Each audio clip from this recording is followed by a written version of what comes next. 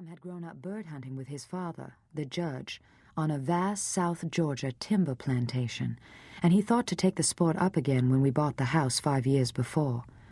But he had yet to get back out into the autumn fields with them. He did not spend much time with the dogs, and did not want me to make pets of them. It spoiled them for hunting, he said. I will take them the pills in late afternoon when I decant the rats, I would think. Then I can spend some time with them and no one will be the wiser. It had not yet struck me how much of my time was spent doing things about which no one was the wiser. Mommy restless. Nothing ambiguous about that. Glynis Parsons Fowler spent her entire married life in her big house on the great plantation and ruled her husband, sons, and household help with an ironed hand in the lace mitt of a perennial wiregrass debutante. She was never called Glynis. Her adoring papa called her Punkin, her sons called her Mommy, and her husband Little Bit. But despite the clawing nicknames and her diminutive stature, she was a formidable presence always. Even now, 10 years widowed and 5 years into Alzheimer's, 2 of them spent under our roof, she ruled, only now with mania instead of will and wiles. A restless night meant muttering and shuffling around her room, which Pom, no matter how weary, never failed to hear, and I, no matter how well rested, seldom did. The note meant that he had to get up and calm her again, and I, whose task this was, had not. Again. I knew that Pom had no thought of shaming me about this. The shame I felt was born entirely within me. I will spend the morning with her, I would think, and Ina can go for the groceries and dry cleaning. Finally, the note told me that someone with the potential for major financial support for the clinic was in town, and Pom was wining and dining him. Many of the clinic's benefactors liked to see the bright lights of the big city when they came to Atlanta. Not infrequently that meant one of the glossier nude dancing clubs. The first time Pom had come in very late from one of those evenings, I whooped with helpless laughter. "Oh, God!" I choked.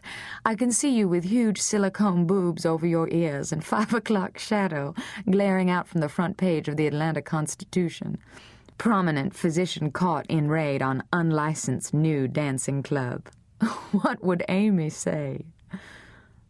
Pom's square face reddened, and his black hair flopped over his eyes, but he grinned, a reluctant white grin that split the aforementioned 5 o'clock shadow. "She'd say it never hurt a real man to sow a few oats," he said, leering showily at me and twirling an imaginary mustache. And I laughed again, because it was just what she would say, and because he looked so much like the far lighter-hearted man I had married 18 years before. I had not seen that man in a long time. I held out my arms to him that night, and he came into them, and it was near dawn before we slept. That had not happened in a long time either. Pom has amazing eyes. They are so blue that you can see them from a distance. His thick black hair is usually in his eyes. The rest of him is solid and muscular, and he moves lithely and fast, a tight package of coiled energy and strength. He is short, or at least not tall, 5'9", my height almost exactly. He pads when he walks, like a street punk, and looks as disheveled as if he had been in a fist fight an hour after dressing. Pom doesn't care what he wears. He remembers the blue blazer because his father told him that a man needed nothing else but a good dark suit and a tuxedo to dress like a gentleman. I think his heart leaped up when he discovered white medical coats. Mommy has always insisted that the Fowlers are of old Saxon stock, but both Pom and his brother Clay have Celt written all over them, as did his father, and his oldest son Chip is the same small, powerful, dark creature of the Cornish caves. Mommy herself is small and bird-like, with a thin, high-bridged nose, pale hazel eyes, and the jaw of a mastiff. I think Jeff, the younger boy, looks like her, but since Pom's first wife Lily is short and gilt blonde too, I can't be sure of that. I met Pom at a fundraising party for the new outpatient diagnostic center at Buckhead Hospital on a spring afternoon in 1978. It was an old-fashioned all-day barbecue on the enormous back lawn of an estate on Cherokee Road in Buckhead. There was a gruesome whole hog turning on a spit over a pit of banked coals, hams and pork shoulders on grills, huge iron pots of Brunswick stew, and great bowls of potato salad and coleslaw iced and waiting in the pantry. The miniature carousel and the aging clowns and the mulish Shetland pony and crisp young attendants minding the shrieking small children in the blue oval pool at the far end of the lawn were from the city's oldest party planning establishment. I knew all this because I had planned the party, or at least had helped. My advertising and public relations agency had long had Buckhead Hospital for a client, and had long done the PR and printed materials for its various fundraisers. I had been at the agency for 4 years, long enough to work my way up to copy chief, and this was my 4th Buckhead Hospital fundraiser. This time the board wanted to include families, and so Christine Cross, my art director friend, and I had suggested the barbecue, and modeled it partly on the barbecue from Gone with the Wind. "Hell, it won't be any work at all," Chris Cross said. "The board's got 10-12 Oakses between 'em, and about 1,000 slaves. We won't have to lift a finger." And we hadn't, hardly. When I stood looking down from the veranda at the barbecue in progress, it seemed to be surging along under its own volition. The only jarring note was a dark-faced young man with his hair in his eyes and a red-splotched white physician's jacket, crouching at the bottom of the veranda steps and attempting to mop a veritable bath of red off the furious purple face and arms of a bellowing, struggling small boy. The red looked shockingly like blood, but a vinegary tang in the still air told me it was barbecue sauce. Behind the man, a slightly older boy was dancing up and down, naked and dripping, waving a tiny wet bathing suit and shrieking, "Dry me off! Jeff peed in the pool and it's all over me!"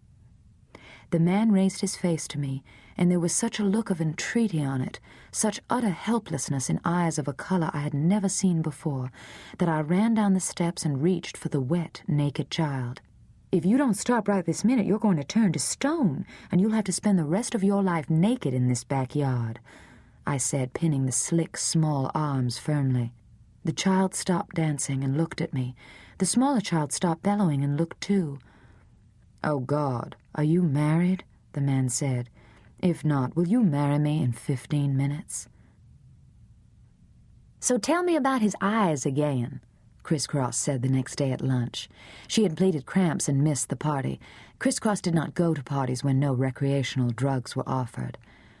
"I never saw eyes that color," I said. "Such an intense blue they could burn you." "What kind of blue? Be specific." The blue of those lights on the top of police cars," I said. "Jesus," Criss-Cross said. "How utterly charming. Is his last name Mengele by any chance?" "No, it's Fowler. Pomeroy Fowler. Dr. Pomeroy Fowler. Pom to his friends. Of which you are now one." "I guess I am." "So, 2 kids, both brats, cop car, blue eyes, wife at Sea Island or Bronner's?" I glared at her. Sea Island is where much of old Atlanta goes to recreate itself. The Bronner Clinic is where it goes for its breakups, breakdowns, and substance addictions. "Why should it be either one?" I said. "Because no North Side Atlanta matron goes anywhere else and leaves her children behind, don't y'all know?" "As a matter of fact, she's on Hilton Head," I said. "She ran off with the architect down the street. Pom got the children without even going to court." Criss-Cross and I became instant friends when she joined the agency, and we spent much of our billable time laughing. Of all my old advertising crowd, she's the only one I still see.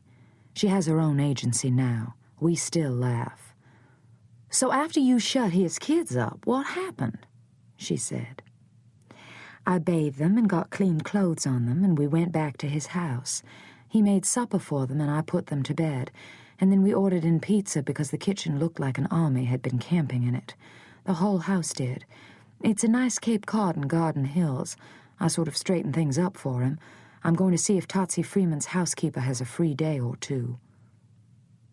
Criss-Cross looked at me silently.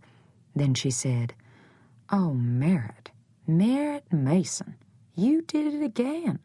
There is absolutely no hope for you. You're a goner. Did what? Saw somebody in need.